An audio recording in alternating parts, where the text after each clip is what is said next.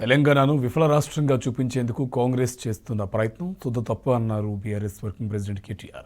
9.5 కేసీఆర్ పాలనలో తెలంగాణ హిమాలయ పర్వతమంత ఎత్తున దేశంలోనే ఆదర్శ రాష్ట్రంగా నిలిచిందన్నారు. ఇంకొక మాట కూడా చెప్పాలి. రాష్ట్ర ముఖ్యమంత్రి గారు స్వయంగా చెప్తారు ఆర్టీసీ అప్పుల గురించి. ఆర్టీసీ అప్పులేదో కేసీఆర్ ప్రభుత్వం వచ్చినాకనే చేసినట్టు ఇవాళ ఒక పేపర్ రాసింది. మేడ్చల్లో భూములు తనఖా పెట్టినారు అని చెప్పి అడ్డంగా రాస్తున్నారు. ఆర్టీసీ అనే కార్పొరేషన్కి ఆస్తులు ఉన్నాయి, ఆస్తులు ఎన్నో ఉన్నాయి, విలువైన ఆస్తులు ఉన్నాయి, విలువైన భూములు ఉన్నాయి. హైదరాబాద్ నడిబొడ్డులోని ఆర్టీసీ ఎక్స్ రోడ్స్తో సహా విలువైన భూములు ఎన్నో ఉన్నాయి. అవి కార్పొరేషన్ ఆస్తులు. కార్పొరేషన్ ఆస్తులు తనఖా పెట్టుకొని కార్పొరేషన్ లోన్ తెచ్చుకుంటే కూడా అది ప్రభుత్వమే చేసింది, ప్రభుత్వమే అప్పుల పాలు చేస్తుందని చెప్పి దుష్ప్రచారం చేసే ప్రయత్నం చేస్తున్నారు. సెల్ఫ్ సఫిషియెంట్ కార్పొరేషన్స్ ఏవైతే ఉంటాయో, సివిల్ సప్లైస్ కానీ, ఆర్టీసీ కానీ, ఎలక్ట్రిసిటీ, జెన్కో కానీ, ఇవన్నింటిని కూడా కలిపి లేని అప్పులు ఉన్నట్టుగా చేసే ప్రయత్నం ఏదైతే ఉందో దీన్ని రాష్ట్ర ప్రజలు, మా నాయకులు, మీడియా మిత్రులు అందరూ కూడా దయచేసి గ్రహించాలని చెప్పి కూడా నేను మీకు విజ్ఞప్తి చేస్తాను. ఎందుకు ఇవాళ తెలంగాణ స్వేదపత్రం ప్రచురిస్తున్నామంటే, ఒకవైపు వాళ్ళు లేవనెత్తిన అంశాలలోని డొల్లతనాన్ని బయటపెట్టడంతో పాటు తెలంగాణ సాధించిన విజయాలను కూడా ఒక్కసారి మీకు గుర్తు చేయాల్సిన అవసరం ఉంది. తెలంగాణను ఒక విఫల రాష్ట్రంగా చూపెట్టే ప్రయత్నం ఏదైతే చేస్తూ ఉన్నారో అది శుద్ధ తప్పు. తెలంగాణ ఇవాళ ఆకాశమంత ఎత్తున హిమాలయ పర్వత స్థాయిలో భారతదేశంలో ఒక ఆదర్శ రాష్ట్రంగా, అగ్రగామి రాష్ట్రంగా ఉన్నది. రాష్ట్ర ప్రతిష్టను దెబ్బతీసే ప్రయత్నం ఏదైతే వాళ్ళు చేస్తూ ఉన్నారో ఇది తప్పు అని చెప్పే ప్రయత్నం. మేము చెప్పిన ప్రతి లెక్క ఇదేదో నా సొంత కవిత్వమో, టీఆర్ఎస్ పార్టీ లెక్కనో, మా కేసీఆర్ గారు ఇచ్చిన లెక్కనో కాదు. వీటన్నిటికీ సోర్సెస్ ఏంటి అంటే RBI, reserve bank of India, controller and auditor general యొక్క లెక్కలు, పార్లమెంట్ సాక్షిగా కేంద్ర ప్రభుత్వం మినిస్ట్రీ ఆఫ్ స్టాటిస్టిక్స్ ప్రవేశపెట్టిన నివేదికలు, నీతి ఆయోగ్ వంటి సంస్థలు, అదేవిధంగా రాష్ట్ర కేంద్ర ప్రభుత్వంలోని ఇతర సోషియో ఎకనామిక్ సర్వేసు, అదేవిధంగా రాష్ట్ర కేంద్ర ప్రభుత్వాలు పెడుతున్న మరి లెక్కలే అని చెప్పి కూడా నేను మీకు విజ్ఞప్తి చేస్తా ఉన్నాను. మేము కేవలం తెలంగాణకు ఆస్తులు సృష్టించిన ప్రభుత్వం, పార్టీ మాత్రమే కాదు, తెలంగాణ అనే అస్తిత్వాన్ని సృష్టించిన పార్టీ, అస్తిత్వాన్ని సృష్టించిన నాయకుడు మా నాయకుడు పెద్దలు కేసీఆర్ గారు అనే మాటను కూడా నేను మీకు గుర్తు చేస్తా ఉన్నా. ఇవి మత్సుకు కొన్ని. నేను ఇక్కడ ఒక మాట అడుగుతా ఉన్నా. అక్కడ మీరు చూస్తున్నారు, ఆకాశమంత ఎత్తున భారతదేశంలో కాదు ప్రపంచంలోనే అతి పెద్దదైన 125 అడుగుల సమున్నత ఒక దళితుల ఆత్మగౌరవానికి, రాష్ట్రంలోని అణగారిన వర్గాల ఆత్మగౌరవానికి ప్రతీకగా నిలబడ్డ డాక్టర్ బాబాసాహెబ్ బిఆర్ అంబేద్కర్ గారు.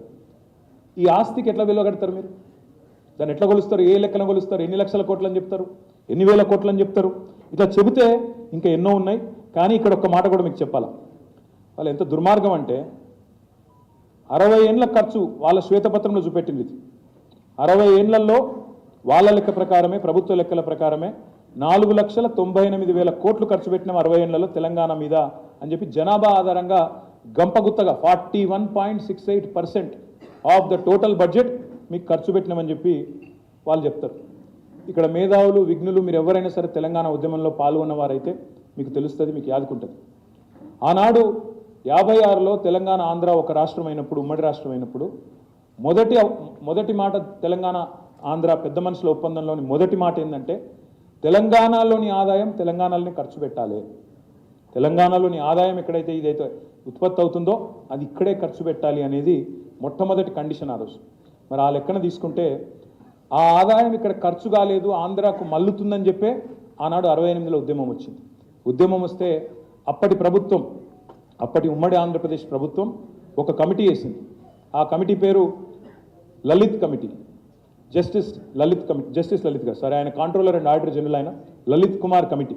ఆ లలిత్ కుమార్ కమిటీ తేల్చింది ఆనాడే తెలంగాణలోంచి వచ్చే ఆదాయం తెలంగాణలో ఖర్చు చేయడం లేదు, ఇప్పటికే డైవర్షన్ అయింది అని లలిత్ కుమార్ కమిటీ ఆల్రెడీ, ఆయన controller and auditor general of ఇండియాగా పనిచేసిన వ్యక్తి, కాగ్ హెడ్గా పనిచేసిన వ్యక్తి, ఆయన తెలిసి చెప్పారు. అది కూడా నమ్మకుండా మళ్ళీ ఒక కమిటీ వేసినారు. Justice Vashishtha Bhargava, supreme court judge Vashishtha Bhargava గారు, ఆయనది ఇంకో కమిటీ వేస్తే ఆయన కూడా తేల్చిండు తెలంగాణలోని ఆదాయం తెలంగాణలో ఖర్చు చేయడం లేదు, మళ్ళిస్తున్నారు అని. అందుకే ఈ శ్వేతపత్రంలో చెప్పిన ఈ లెక్క కూడా పచ్చి తప్పు, పచ్చి దగాయి. 4,98,000 కోట్లు ఖర్చు పెట్టినాం తెలంగాణలో అని రాష్ట్ర ప్రభుత్వం చెప్పిన మరొక అబద్ధం, మరొక తప్పు, సత్యదూరమైన మాట. ఈ 4,98,000 కోట్ల రూపాయలు అనేది వారు చూపినారో ఇది శుద్ధ తప్పు అనే మాట మళ్ళొక్కసారి ప్రజలు గుర్తించాలని నేను కోరుతా ఉన్నాను. నిజంగానే ఇంత పైసలు ఖర్చు చేస్తే తెలంగాణ ఉద్యమం వస్తుండేనా? నిజంగానే ఇన్ని పైసలు ఖర్చు చేస్తే తెలంగాణకు పోరాడవలసిన దుస్థితి వస్తుండేనా? తెలంగాణ పిల్లలు ప్రాణాలు కోల్పోయే పరిస్థితి వస్తుండేనా? ఒక్కసారి గుర్తు చేసుకోవాలని చెప్పి కూడా నేను కోరుతా ఉన్నా. ఇక్కడ విచిత్రం ఏమంటే వాళ్ళే చెప్తారు 60 ఏళ్లలో మేము చేసిన ఖర్చు 4,98,000 కోట్లని. మళ్ళీ వాళ్ళే చెప్తారు అదే శ్వేతపత్రంలో గత 10 ఏళ్ల ఖర్చు తెలంగాణలో కేసీఆర్ ప్రభుత్వం పెట్టింది 13,72,930 కోట్లని వాళ్ళే చెప్తారు. అంటే 60 ఏళ్లలో నిజంగా ఒక నిమిషం, ఒక క్షణం, ఒక సెకండ్ కోసం ఇది వాళ్ళు చెప్పిన లెక్క కరెక్టే అనుకుందాం, అభూత కల్పన అయినప్పటికీ అనుకుంటే దానికంటే దాదాపు 3 రెట్లు ఖర్చు పెట్టిన తెలంగాణ ప్రభుత్వం ఏమో పని చేయలేదంటారు. కానీ వాళ్ళు మాత్రం 60 ఏళ్లలో పెట్టింది మాత్రం చాలా గొప్పగా పెట్టినాం, ఖర్చు పెట్టినాం అని చెప్పి మన ముఖ్యమంత్రి గారు, మన గౌరవ పెద్దలు కేసీఆర్ గారిని తూలనాడే ప్రయత్నం, తెలంగాణ రాష్ట్ర ప్రతిష్టను దెబ్బతీసే ప్రయత్నం వారు చేసినారు. అందుకే ఆస్తులు అస్తిత్వం సృష్టించిన పార్టీగా, తెలంగాణకు అద్భుతమైన సంపద సృష్టించిన పార్టీగా వాస్తవాలు చెప్పాల్సిన బాధ్యత మా ముందు ఉంది. కాబట్టే నేను ఒక్కొక్క సెక్టర్ వైజ్ మేము ఏం చేసినా కూడా